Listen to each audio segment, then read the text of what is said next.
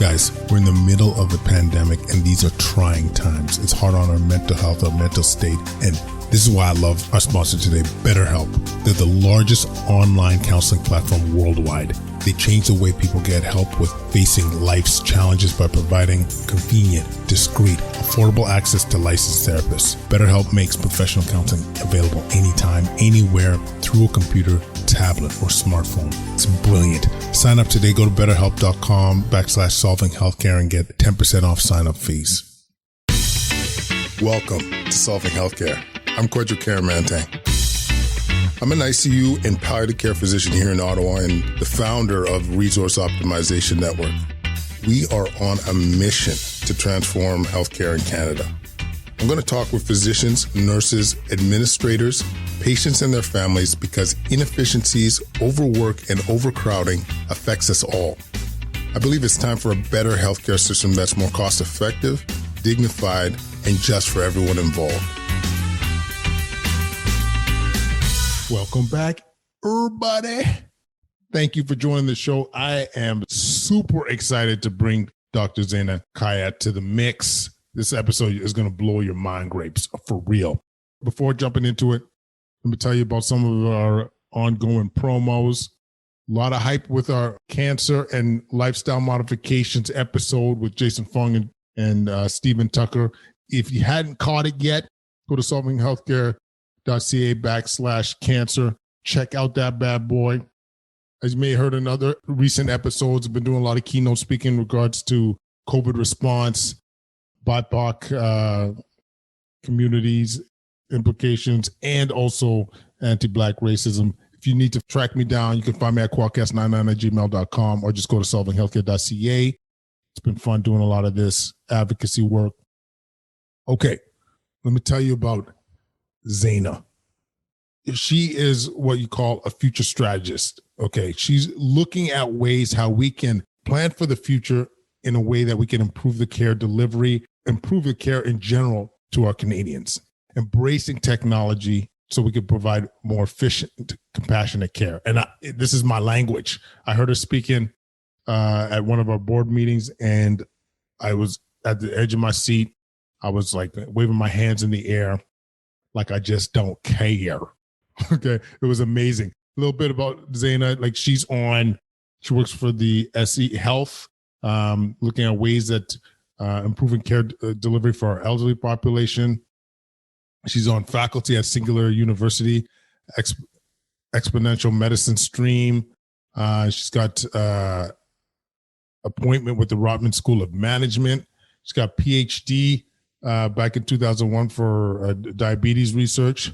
And let me tell you something. She's full of knowledge, and you guys are going to be blown away about all this content. Yo, it's honestly, it's been one of my favorite episodes lately. So listen, without further ado, Dr. Zayna Khaya. Let's go. Quadcast Nation.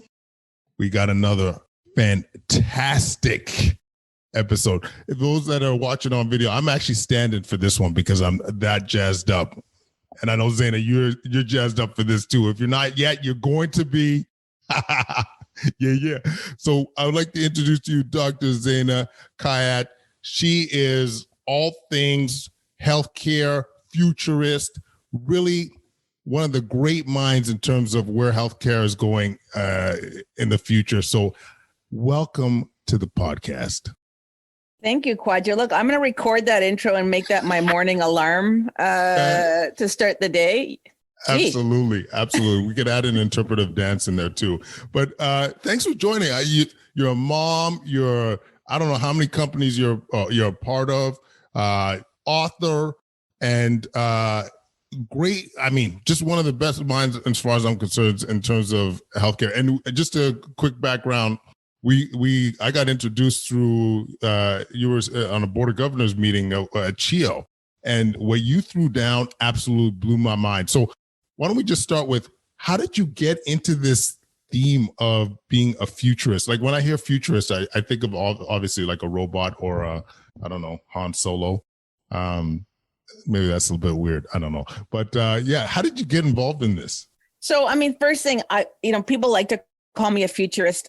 If you want to, you have to put one word in front, which is applied futurist. Okay. So I am not interested in pontificating about the future, predicting the future just for the sake of it. You know, being like, I don't want to be a thought leader and a writer and thinker and let others get their hands dirty. You know, I work for a 112-year-old healthcare delivery organization called SE Health. I'm their in-house future strategist, which means we actually, you know, design, test, incubate, and scale next practices in health and care, not best practices, next practices. So to do that, you need to have your, you know, a sense of where the future is going around elderly care, home care. That's what I do, so that you can translate those signals into the choices you make today. So that's just what I do. So it's really just more of you know, creating the future instead of protecting the past, which we love to do in healthcare, is protect the past. Absolutely. Sorry, yeah. Go ahead. I was just going to say we are dinosaurs, but yes, I totally agree. Perhaps for all good reasons, but it's not like I was born and I was like, oh, I want to be a health futurist. No, like, you know, as you know, in your career, you tumble and fumble and things happen. And then you eventually find the sweet spot where your mojo is aligned and it all just kind of clicks. And I'm 47 and I'd say I'm kind of there finally now. It took trying this and trying that and learning this and learning that to figure out my place. And this feels like a really good place. No, absolutely. And I got to say, you are a very convincing, dynamic speaker. So like you literally had me on the edge of your seat when you were presenting to us a couple months back. So what I do think there was a point that you made in that talk that I think bears repeating is, do we think about the future or the future directions in healthcare enough? Do you think this is something that we need to, in general, like hospitals, other healthcare organizations, are we in fact embracing the future directions of healthcare? So I think there's thinking about it and then there's doing, right? So again, and I'm not a fan of think without action, because kind of what's the point? So think about it. Absolutely. There's a conference every minute of every day about the future of health. People like me get invited to speak at boards like yours or conferences. Right now there's tons of writing and blogging and conferences and events and sessions about the future of health post-COVID. That's a very popular topic right now. So it's not like, I don't know that there's anyone whose head is so buried in the sand that they really either are not aware of where everything's going and more importantly, don't even understand that for themselves. I think we're there, thankfully. However, the gap between knowing where things are going and having the courage, power, will, fortitude, pick a word, to start to play with that now and challenge your current models. That's the big gap, I think, in the unfinished business of the majority of Canadian healthcare. No, absolutely. And while we're on the topic, because I think it's on the minds of many about the post-COVID, what the future of healthcare looks like there. Like, I mean, we've talked a lot on our show quite a bit about, care coming home, virtual care being more enhanced. Where do you see, Zayna, like healthcare going post-COVID? So I've been kind of, from a lot of the reading, a lot of what we're seeing, I've summarized into six big areas. I think that will be that they will shape choices we make, bets we make, and where we focus. I think one on the top of the list is mental health. Will be like really elevated to, it's going to get the kind of attention it needs and deserves in very new ways. So I think that's going to elevate, and I think everyone needs to be working there. It will be a worse impact than the pandemic on multiple levels, economic, you think, health. Oh, for sure. I can already see it in just a few data points in my personal life. No, I honestly, I don't mean to ruin your flow, but Zayna, I think it is one of the least, I shouldn't say the least. I think it's absolutely underappreciated. My wife's a psychologist. We're friends with child psychologists, and the amount of stories and kids that are struggling couples that are struggling is insane. And Everywhere. so, yeah. Everywhere. Health workers, like everywhere. And that's let alone the fallout of all the trauma that will then be processed very shortly from this last year. So I think that's one, like we got to shore up for. It's going to need very new business models, care models. A whole new set of players will emerge in this place that are not the traditionals. So I think that's one. Two, we love to obsess about the quadruple aim, and it's been great that we added, a fourth to make it quadruple, because forever it was the triple aim, right? So as the KPIs, the metrics that govern what you do. So quadruple, right? Healthy, good outcomes. So it's results, cost savings or good costs, patient experience, and staff experience. Those four were added. The staff experience was added. There's two more aims. It's a sextuple aim coming out of, what we've been through. Equity. Oh, yes. Equity Preach. becomes its own aim. Yeah. So whether that's elderly, First Nations, people who are racialized, people who are isolated, whatever, but it's its own plane as costs and outcomes and experience. It's not a sub anymore. It used to be kind of a sub of quality because it was kind of a version of access. Not Way anymore. Down there, by the way. Way down there, because of course, when you're a medical model, you're going to obsess on clinical outcomes as your quality measure, and safety. We love to obsess about safety. To me, that's the minimum standard. And then the second one is access itself becomes an aim that, again, is separated out. So physical access, digital access, right? Digital literacy, language, culturally sensitive, user experience. So that's going to require a new set of capabilities and skills, just like when quality became our obsession.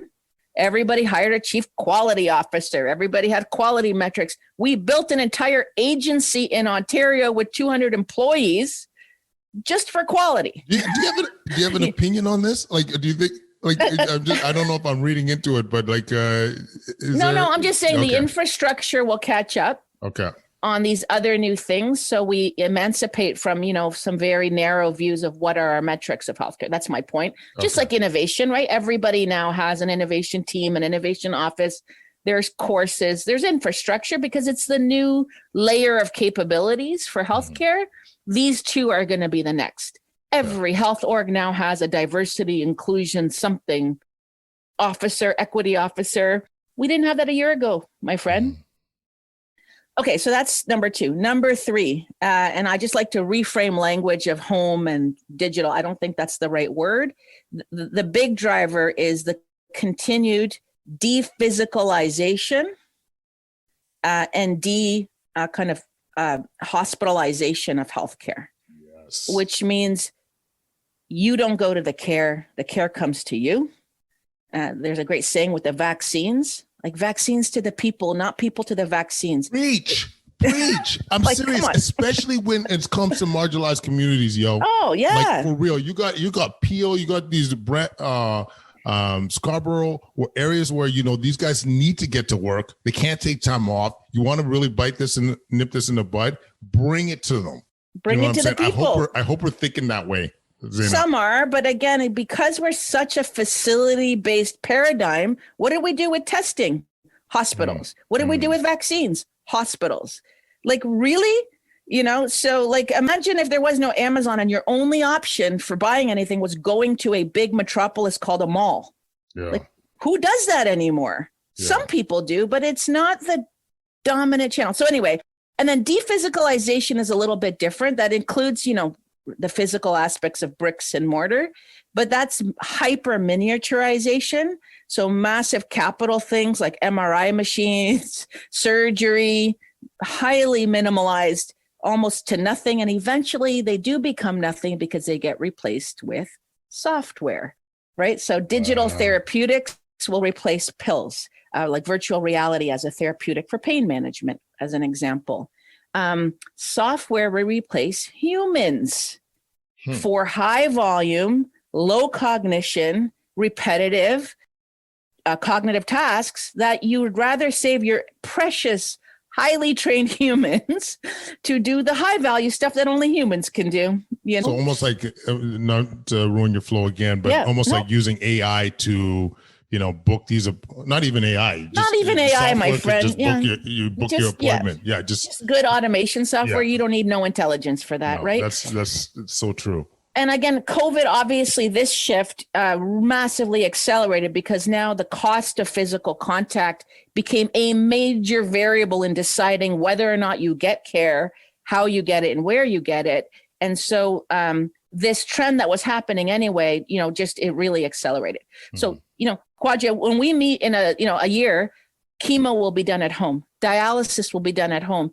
You saying a year? Well, it'll be starting in Canada. Okay. It'll all be normal in most places in the world, but phlebotomy, like all those we won't need to have all the labs. The phlebotomy will be done at home. This is why I was so excited to have you on. People, you see this future.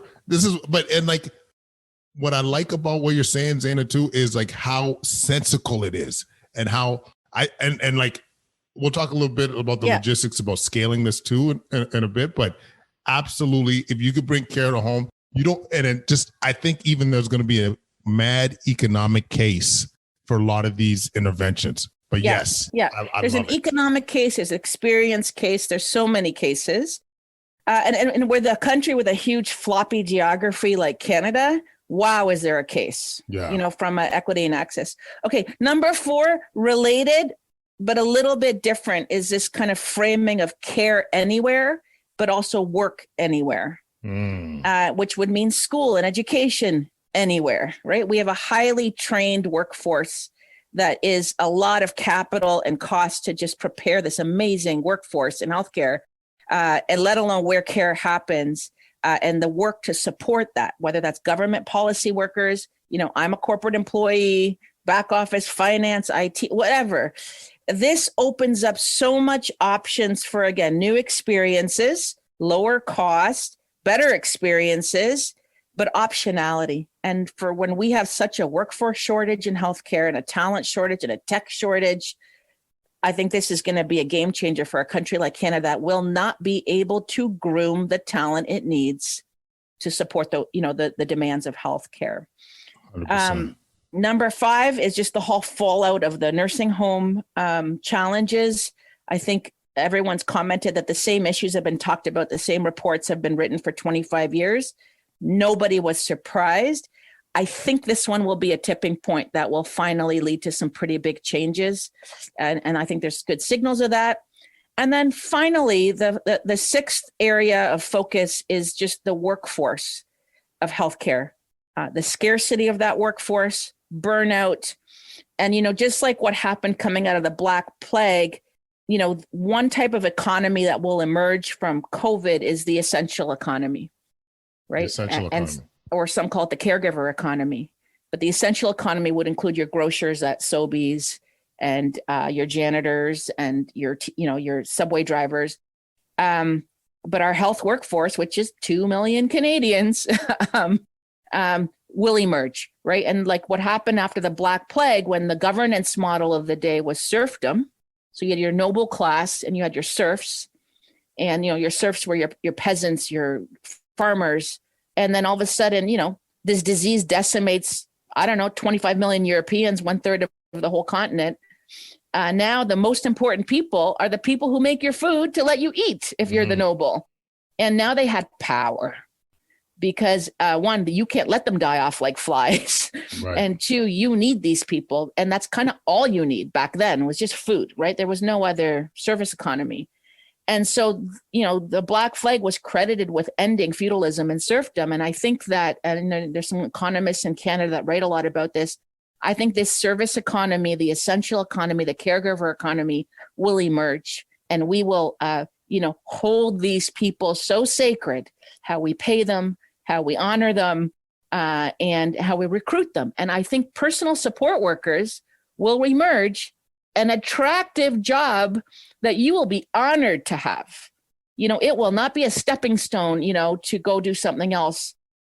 And that gets me really excited. But wow, do we got to watch out for the burnout of our health workforce.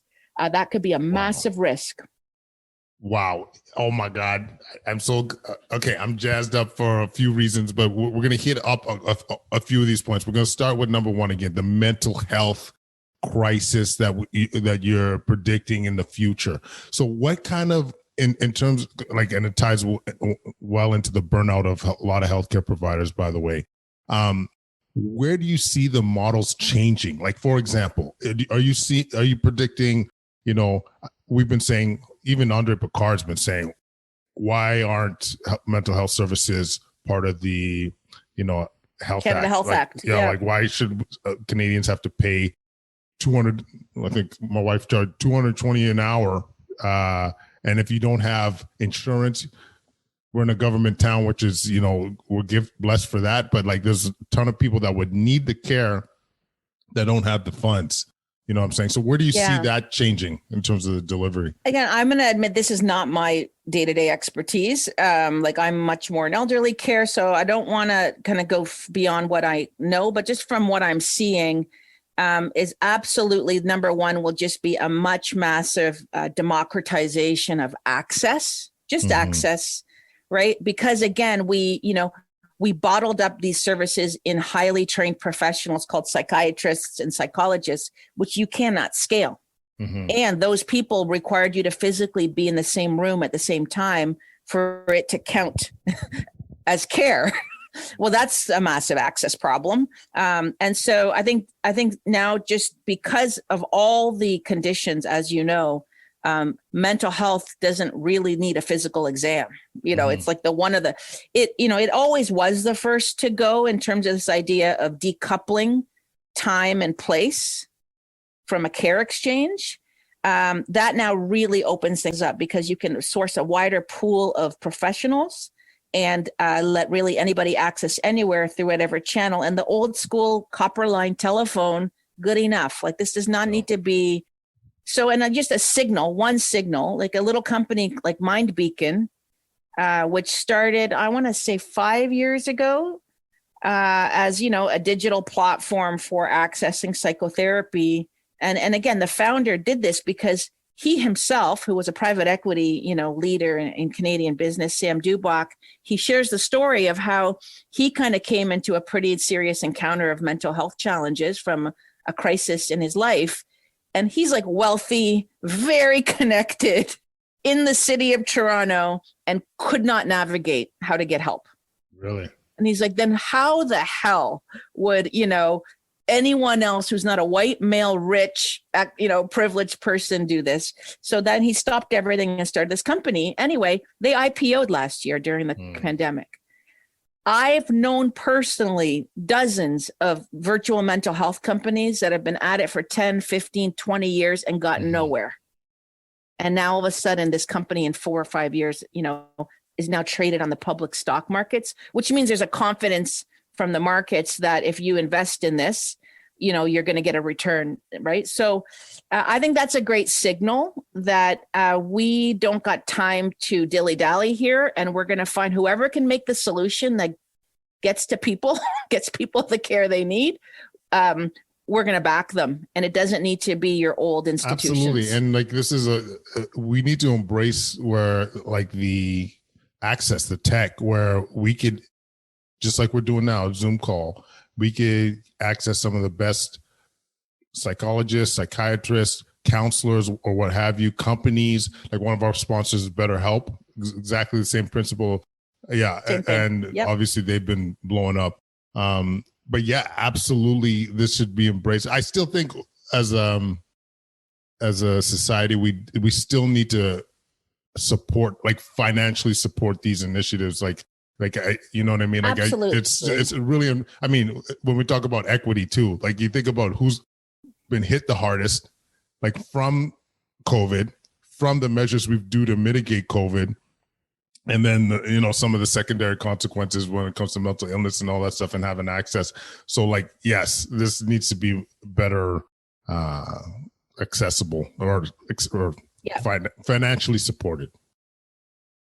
Both financially supported and democratized. I just think, though, that when you democratize, you take a lot of the capital and labor costs out of, it's not an expensive model. So you actually can do a lot more with less or equal resources. But of course, you also need to add a lot more resources that are fit for purpose. No question. So yeah, so that's what I think is going to happen there. And just to be clear, right? I mean, we work with the elderly primarily in their homes. I'd say 30, don't quote me, but 30% or more have commingled mental health with their frailty. So like, it's not like this is its own thing. It's everywhere. No, it is absolutely everywhere. I mean, we see it. I don't want to mess up the quote either, but even within our ICU, I think we did recently do or if we haven't released the study, it's coming out soon about mental illness and outcomes. And yeah, it's something about 30% of our patients will have some psychiatric diagnosis. So yes, we need to be all over this. The other point, number 2, in terms of adding in the, what do you call a sexplet? Well, so we have the quadruple aim. So it was a triple aim forever. Then it, like 2-3 years ago, it became the quadruple aim because we added staff experience as, again, on the equal plane. And now I mean, it's sextuple aim. Yeah. Maybe it sounds dirty. No, I mean, we're dirty on the show. It's such good points too about, I mean, the staff experience for retention, for burnout. Obviously, we could see the benefits of that, especially post-COVID. Like our crew, we were wiped, we were scared, and especially initially in the pandemic. But the equity and access piece, I do want to say there was structural systemic issues that really hit home with the equity piece. And the fact that we've been bringing more attention to this, especially in light of COVID. I've been obviously pretty active in advocating for BIPOC community, how they've been hit hard. So I think so important. And then the access piece, like, where do you see some of, maybe, do you think it's going to be tech that enhances access? Do you think it's just more resources? Where do you see access being enhanced? I mean, it's all of the above. I mean, again, so sometimes access, the barrier is just physical access. And so you do want to be able to have alternative channels that are, let's call it, good enough. I can't stand the debate that somehow thinks in person is absolutely superior, gold standard of care, and everything else is like the ugly orphan cousin. Yeah, redheaded stepchild. No, like actually this experience with you right now to me is way superior to if we were in a studio, because I would have had to get on a train, get to you in 4 hours, lose a half a day. Like, no, I don't want that. So personally for me. So, but I just think that user experience, if it's a digital tool, UX experience, like can I hear it? Can I see it? Can I touch the buttons? Do I have to remember 55 passwords? Culturally sensitive language, cognitive level, like all these things become vital because the care you experience is the care you get. How you perceive it experienced, it's bad care if it's a bad experience. So, but I think just the minimal of the, Maslow's is just being able to access services in the first place, like you're talking about. I think that, I just think that's now elevated. Yeah, absolutely. And I think this is one thing that's beautiful about embracing the virtual platforms is like literally people in Iqaluit, people in Prussia, if you wanted, could have access to care and suggestions from a medical team, just like we're having now. And to me, that's game changing. Yeah. Game changing. So this morning I was so excited. I opened did my reading for the day. Shoppers Drug Mart, which launched this health app with Loblaws, the PC Health app. They launched in Nunavut today. Right. Yeah. So I don't even have the stupid app. You know what I mean? Like, I'm in downtown Toronto. So now they can get access to a highly trained clinician because they're partnered with Maple to get access to doctors in 35 seconds. They can have all their data, just as no different from what I can do here, so it's very democratizing. I just want to give you another example of access that I think is a great case study. I use it when I teach my course at the Rotman Business School. This COVID alert app, right? It was great that the private sector came through, worked with government, Apple, BlackBerry, and it was really an exposure app, right? Not a contact tracing, but an exposure app. So they did all this, and as you know, if you don't have a critical mass of people using such a tool, it's got no utility, right? I don't know what the number has to be for a tipping point, but in a population of 35 million, I gotta guess you'd need to get half, something like that. Somebody knows better than me. So it launches, and it doesn't work if you're on, an older Apple phone or an older operating system on an Android. Well, that's an access problem, folks. You know what I mean? So now to be able to know if I've been exposed to somebody who tested positive for COVID, I need to be able to afford an iPhone 10 or higher. Like what? So just all those are going to become like non-negotiable factors in designing policies, products, services, and care models. Makes so much sense too. Like and once again, I keep saying the same thing, but you always go to the heart of the problem, and often it's in the less, like the more disenfranchised. So you have to make sure they have the same access if you want to make a dent in any of this. But yeah, no, that is amazing. One of the areas too, your point number 3 about dehospitalizing, I'm now making up a word, dephysicalization, to me is one of the most exciting things, because I'll tell you why. Because I do a lot of my research is on resource use, like how to save healthcare dollars and improve care, right? And one of the number one ways that you could really take a dent in reducing costs is don't walk into a hospital. Specifically, don't walk into an ICU. When we're talking $3,000 a day, if you could do anything in your power to prevent that admission. And what I get really excited about is how tech can help with this, like using AI to predict, like we're doing a study right now, using AI, machine learning to predict if a patient's likely to deteriorate even before they look like they're sick. You know what I'm saying? So you could intervene and prevent them from requiring an intensive care bed, especially as we're getting a population that's aging, especially that we're actually getting better and better at keeping people alive. So these factors need to be we need to think about. So yeah, is there any in that section 3, anything in your mind, Zayna, that gets you really excited in your world? Yeah. So I think, again, this dephysicalization, dehospitalization, absolutely technology will enable that, because all technology does from the history of time is replaces labor and capital with software. Okay. Like, or new tools. So, pills are technology that replaces other ways of getting to the same outcome that are very labor, capital, expensive, and a bad experience. What you just described, an algorithm that's sensing and mining and catching things early, is way easier to do than, you having a call with that patient every minute of every day, to find the early sign of something. So that's great. I will just say, though, some of this doesn't even need tech. Like tech will help. Of course, it helps get the cost model down. But I'll just give you an example, and then I'll just share an announcement that happened this week that is a very good signal of this direction. In Ontario, they copied a little bit off Medicare and created bundles as a payment model. So the idea is before or after a hospital encounter, like a surgery, whether that's elective or surprise surgery, like from a stroke or something like that, we kind of know from a lot of thousands of data points roughly what should happen in that episode of care. It's fairly predictable. So you kind of know what the risk rates are, what the outcome should be, and how long it should take and what it should cost.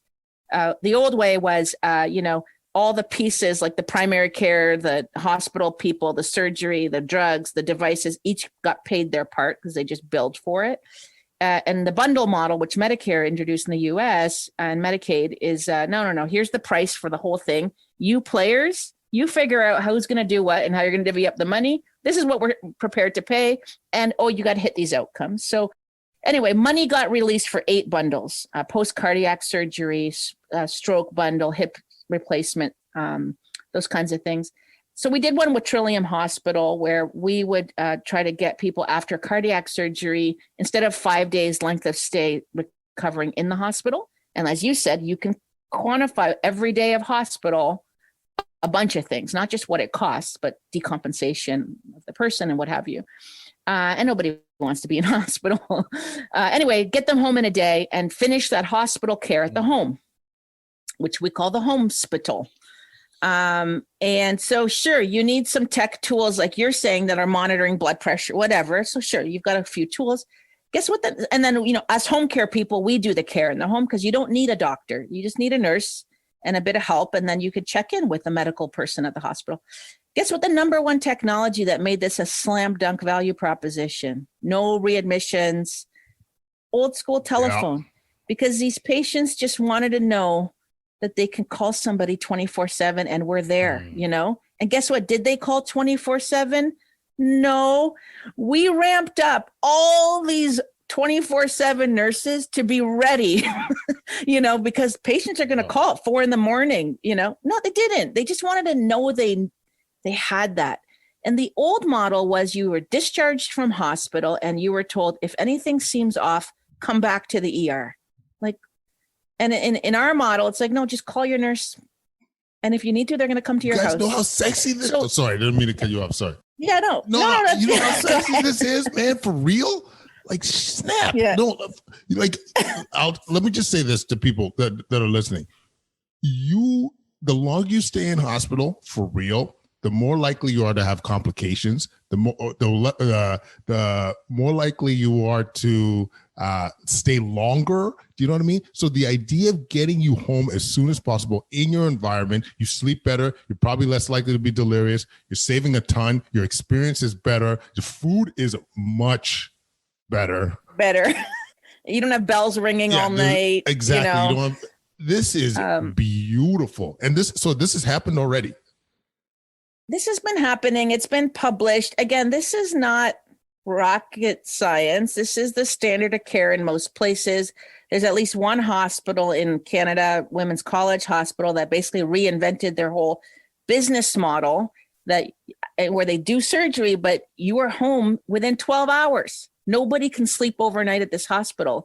And their previous length of stay post-surgery was 5 days. So you could take it from 5 days to 12 hours with, significant business model innovation, a lot of tech. It's totally doable. So just a signal on this one of the dephysicalization, dehospitalization, and then linked to my fourth one of Care Anywhere. Just this week, a coalition launched in the US of Intermountain Healthcare, massive, highly innovative health system, Ascension Health, huge health system, about the size of Ontario's health system, based in Florida, St. Louis, Texas, Catholic, Amazon Care. So Amazon Care is a digital-only primary care system that is offered in Seattle and other places. There are no clinics. You have your GP, but you never physically go see them. Amazing business model, great care. So here you've got a tech giant that has a primary care model that's home-based. Who else was in? 2 home care agencies like ours. Dispatch Health, they're my favorite. You might remember Kwadwo. I talked about them. So in Ontario, we're like so excited, Chio, that we've done virtual ER, where, if you think you wanted to go to the ER, instead you just call and they triage you while you sit at home and then maybe give you a slot to come in or you don't come in at all, right? Well, Dispatch took it the next level. It's the ER at home. You never go to an ER with Dispatch. You call within an hour. If the triage suggests it, the ER comes to your house. Oh my God. Right. So therein. So this coalition created a movement called Moving Health Home. And so you've got a bit of everybody you need, some tech, some home care. You've got big, huge health systems that are hospital based. So they're cannibalizing their own business model, by the way, right? Because the US model, hospitals compete for customers to come in. They're like, no, we got to get it out. And they're now on a policy coalition to go influence policy to move care to the home. Money, business models, payment models, regulations. That's what Canada needs. We don't have anything like that here. The wheels are turning. The wheels are turning. Dispatch. That's really exciting to me. There's obviously going to be, it's a triage process. For example, there's cases where someone, they had a bleed in their brain. You're going to want to come to the hospital. But if it's something that you can bring to the home, And the thing too is like you were bringing up Zayna too. A lot of the, things that we think need to be done in hospital can be actually done at home. Like I don't know this for a fact, but portable MRI machine. I thought one of the things that brought up. Yeah, portable MRI, X-ray, soon surgery, colonoscopy. I mean, this is the stuff we're tracking. And again, this is not like futuristic. This is in practice right now in parts of the world, right? So soon you will 3D print your pills at home with a little easy bake oven. This is my 1980s reference here. What? So that, that disintermediates a whole supply chain. Yeah. I've never heard of that. This is something that's like, oh yeah, there's prototypes already of 3D printing, like your basic pills, like that are genericized with your pretty standard APIs in them, the active pharmaceutical ingredient. But some of our colleagues at Singularity are working on a prototype called IntelliPill that, so most of our elderly clients are polypharmacy, right? They're, on average 5 to 12 medications a day, 2 or 3 times a day, each where sometimes you have to titrate the dose depending on blood pressure, whatever, what's in the urine.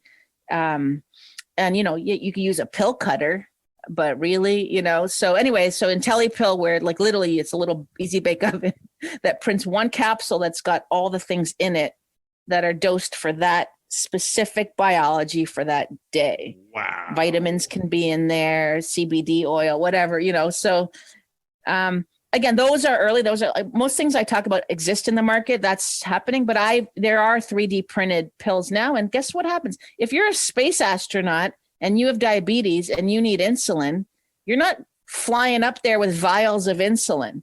You're 3D bioprinting your insulin on the spaceship, because all insulin is protein, which is based on DNA, which is just 0 and 1 software code. So you just beam up the code and you print it there, just like a 3D printer, right? I mean, at the end of the day, Kwadwo, all you and I are 3D molecular printers. That's what we're made of. We just biomanufacture proteins. I am a 3D manufactured robot. No, it's like, I mean, this is blowing me up a little bit, like just kind of the possibilities. Just once again, when you think about how convenient, how scalable, accessible, it's just exciting to hear. Like, it really is exciting. And then you even mentioned stuff that I don't know is totally we brushed on, but like even stuff like chemo at home. You know what I mean? Like, oh geez, I can't believe in the 21st century the majority of chemotherapy involves people driving, parking, and doing it at a medical center. Yeah. And again, think of an access thing. We only have a few centers for these. I personally know frail older adults with aggressive cancer who drive from Barrie, Ontario to a hospital in Toronto to get specialized treatment 3 times a week. Are you kidding me? That does not need to happen, right? Clinical trials at home. They did that during COVID. So yeah, lots of possibility here. And like, I think there's like overall thing. They often say if you're an innovation, like people like me and you have to be an optimist. I don't do false optimism. I don't say, oh, I have to be an optimist because otherwise, no, it's like I have an abundance mindset, because once you see the future, you can't unsee it. Like, I really don't worry that we're not going to have the resources to go around. It's much like you can 3D print food now. You can go mine rocks and minerals on the moon if you need to. You can 3D, you can bio manufacture fuel. Like, we have abundance because of our ingenuity.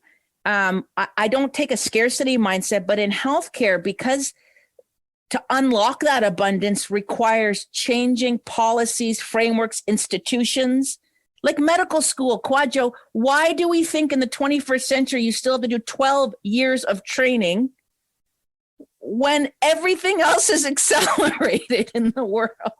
Like, come on now. That is, it's funny you said that. Like, as you said, I mean, you're right.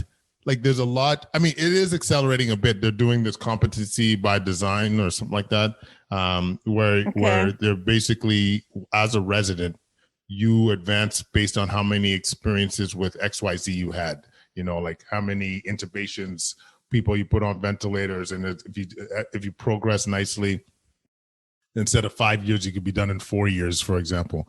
But you do, like, yeah, that's like on a percentage, it's not massive. But I guess when it's that many people, it is massive. No, it is. It's 20%. Yeah. It is really but massive. When it comes to like from the get-go, yeah, it you know what it is though?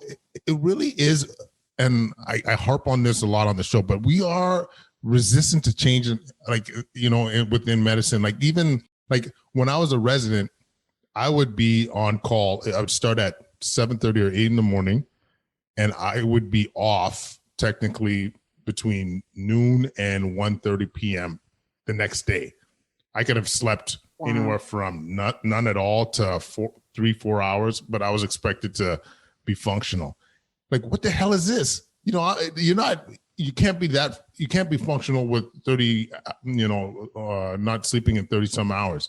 And so, we did have a bit of a culture shift where we're going towards more shifts work, but yeah, we just need to I think people just need to see the possibilities in it, maybe. Like, I think it's that they need a way to experiment. I think the driver of what you said is a little bit of resistance to change. But again, I don't think any human who's in especially in healthcare, which to me is a calling, right? You enter this area, whether you're delivering care like someone like you, or you're enabling others like someone like me. So you don't wake up and say, oh, I am going to resist change today. Like, that's not human nature. Okay. We want what's best for everybody. However, there's mindsets that get ingrained. And so there's this attitude, like I've heard a lot in your example of, well, I went through it, so you will too. That happens in the legal profession with articling. It's like, no, because that was 20 years ago. Like, that's like saying, to be able to, buy a towel from the Bay, you have to go drive 6 hours to the store, find it, pay for it, and then drive home. It's like, no, just order it, 2 clicks, it's done. Thank you.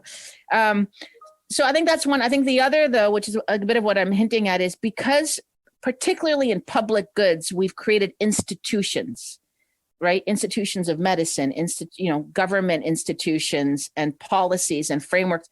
And institutions, just like kind of like the Catholic Church, are meant to never change because you want them anchoring you and grounding you, and all the wind and will not knock them down, right? Like, but that's the challenge, is the velocity at which we can dismantle these frameworks, regulations, institutions that no longer serve.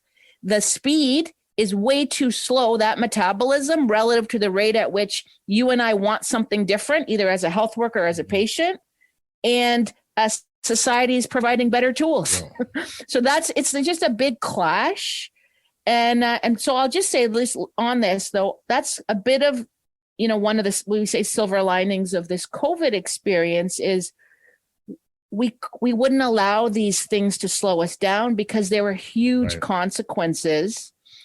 And so, for example, when that fiscal policy emerged from Trudeau's government with CERB and that package that was created, they said in 6 weeks, more financial policy was produced than in like 16 years it would have taken if you would have done the old way, a committee and have meetings and have studies and have consultation. That's universal basic income. How long's that been? It basically was universal basic income. So, and you saw it in healthcare, right? Like, stuff happened in 10 days that has been studied to death for 10 years. So the point is, I think that gives us a feeling that we now, whether we wanted to or not, tried some stuff, challenged our mind. And I think that's going to be memory muscle. I hope so. Just like when you work out and tear apart that thigh muscle, it will serve you the next time you need to squat.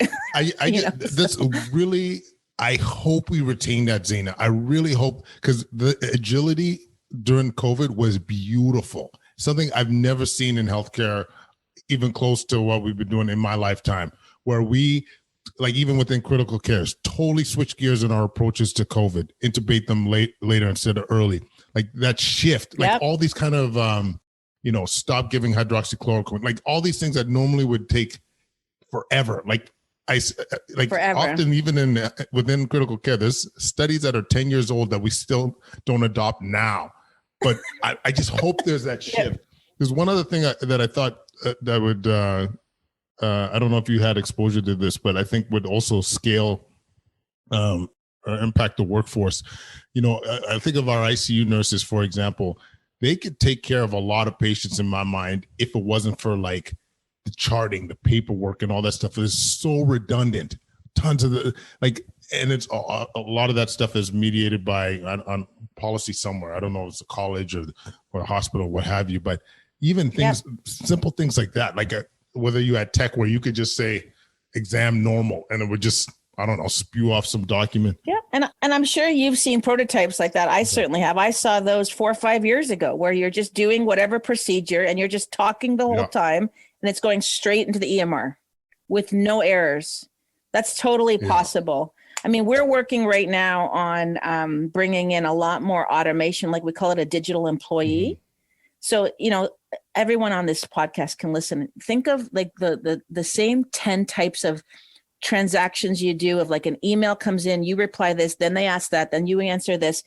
And then, but the 20 steps later, finally, maybe there's an interview or a meeting or like these really high volume, but they use up so much time of your precious humans that they can't spend doing value add, like you just described. There's some great companies, including Canadian, coming that they'll just basically have a thing crawl and watch how you do the same 20 emails over and over again. And they basically then replicate that as a digital human email.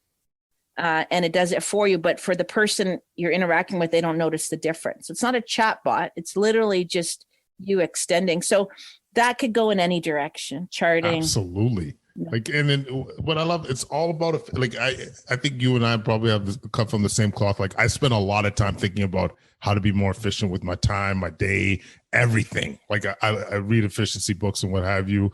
That's exactly the reason why I have a virtual assistant. God bless you, Sarah. Just going through those emails, I think you had to deal with it a little bit too to get this interview happening. But yes, putting me or others, healthcare professionals, in a position where they can have that value add. Why not? It's like, it's an amplifier. You know what I'm saying? It's an amplifier. And I think we have to be careful of the cult of productivity, because there's been a backlash on, all these tools, so that you can go do more. It's not so you can do more. You're right. You don't have Sarah, so you can, do 10x in a day what you normally would have done. It's so that the time you can have space, and you can bring humanity to the parts of healthcare that really need your humanity. That's the idea. What I tell people, because they hear me talk a lot about efficiency and things, and my argument is it allows me to be more compassionate. To me, it's this is what the driver is, to be able to sit down with a loved one as their loved one is dying, knowing that I don't have 58 other things to do. I could sit down, look at you in the eye and say, I'm here for you. What are your concerns? Knowing that there's not that barrier or that huge weighing on your mind that you have 58 things to do. This is why it's important to think about efficiency. This is why, and then give you the resources to be able to, as far as I'm concerned, allow for the tools for people to be able to provide more compassionate, quality care. So yes, I know it's maybe taboo to say it, but I think in my mind, it equals an ability to be able to provide compassionate care. And that has to be the lens. I think that's a bit of this rhetoric where they say, oh, AI will replace 80% of doctors. Technology is going to cause people to get fired. Like, that is the wrong language. And it's actually, frankly, just not true, because we will never, ever have enough health workers ever to meet the demands of our population. So nobody gets fired ever. If anything, we're going to always have a shortage. However, a lot of the jobs you do will change significantly. The way it looks. And, the way it looks, where you spend your time. And that's happened in every other industry, right? Like, you don't go to a librarian anymore at a library and say, here's my query on a little index card. And then they go away and come back with 6 books. Like, you don't need to do that, right? And another example I always say, so I did my undergrad in Windsor, and we didn't have a medical school, and I was in biochem. So to get my journal articles, I had to drive to Detroit, Michigan to Wayne State University because they had a medical school. Go to the big library, go to the stacks, get on the ladder, pull out the old, JBC journals, go to the photocopier, use all my money, which I had very little, to photocopy the freaking articles. Most of the time my car would get broken into, because I was in downtown Detroit, right. Scared for my life. Remember once I got broken into and I called the 911 from a payphone and I got put on hold. I was like, what? So you know what I mean? And then I would come home. So that was my whole Saturday in the 4th year of undergrad, getting articles from Detroit. Oh, what would that be right now, Kwadwo? How long would that take to get my 6 articles? 4.3 25 seconds. But yeah. Okay, so you know what I mean? Like that's what this does, so that I work my time on maybe research and writing my report. Being with your family. Being with my family, boyfriend at the time, but yes. No, that is so funny. I try to, no offense to all our Detroit fans, but I try to avoid that city like the plague. Back then, now it's an amazing city. Fair enough. A couple other points that I want to hit up. More comment, I guess, just the workforce idea, caregiver economy. Like, you know what? Preach to this, the idea that PSWs and other healthcare professionals are going to be truly valued when you see what they do. And we saw, unfortunately, some PSWs pass away from COVID because of, for a few reasons. But, you see the work that they put in, the care they're given to your loved ones. It just breaks your heart to think that there's a significant amount that have to be at different sites just to make ends meet. You know what I mean? Like they're taking care of your loved ones in their most vulnerable spot. You know what I mean?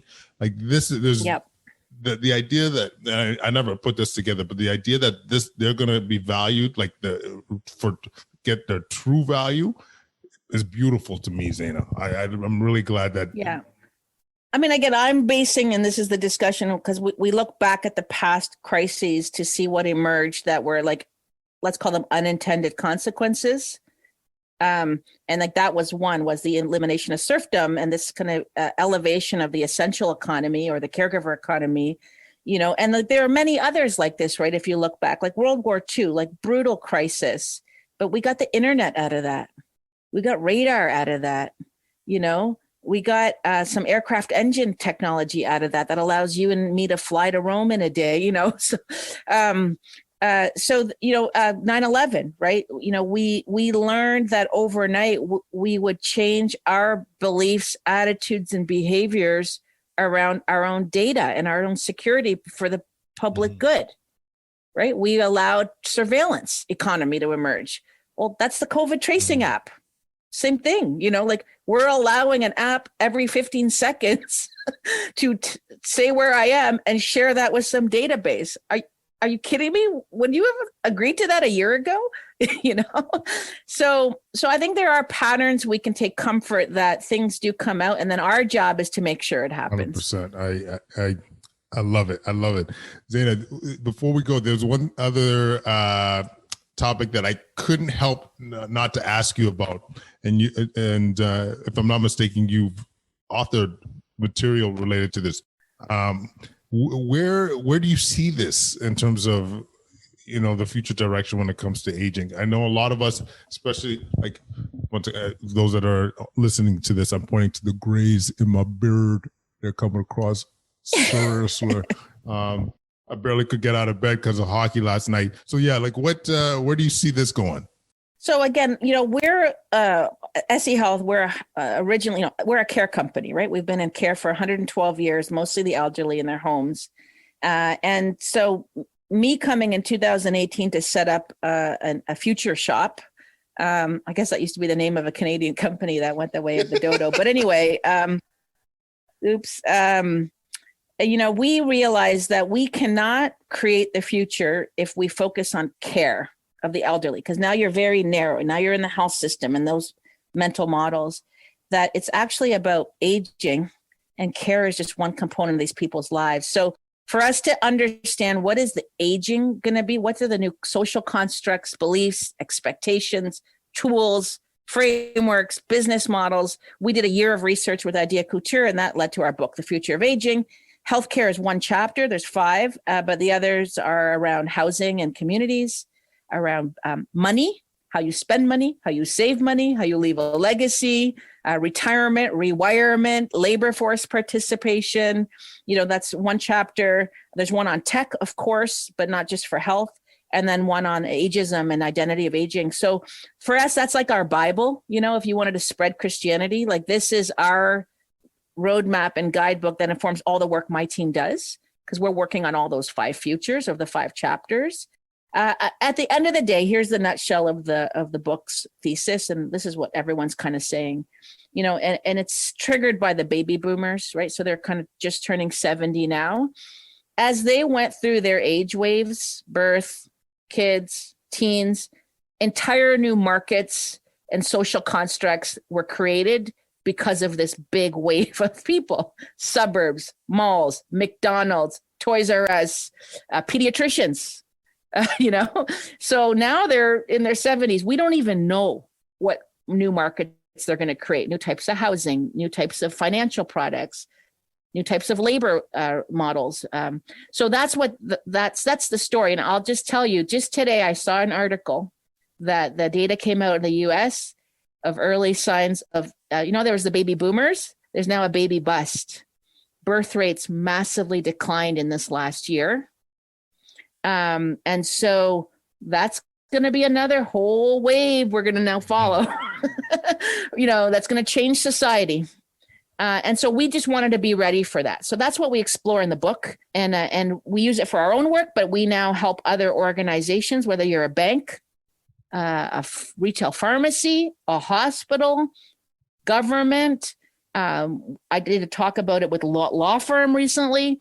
How do you use this to make choices today about how you're going to pivot what you do, whether that's policy, care, product, service?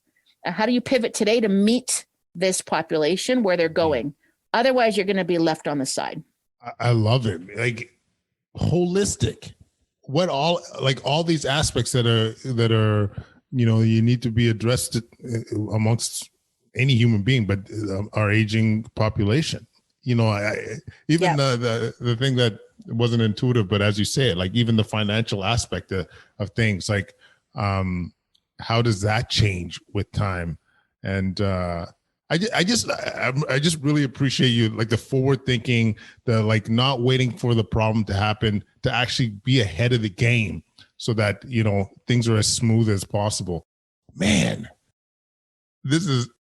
Well, I mean, it is an honor to be able to spend all my time creating the future and playing around with the future. Not everybody can do that, obviously, but my advice to anybody, you, Kwadwo, anybody listening, whatever you're doing, whether you work alone or you're in at work, try to protect 10% of your time, 10% on protecting the future.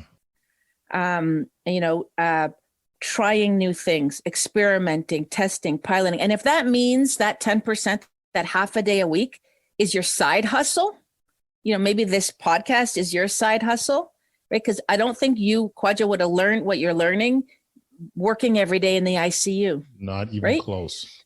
Do a side hustle. Go work with a startup. I don't know what.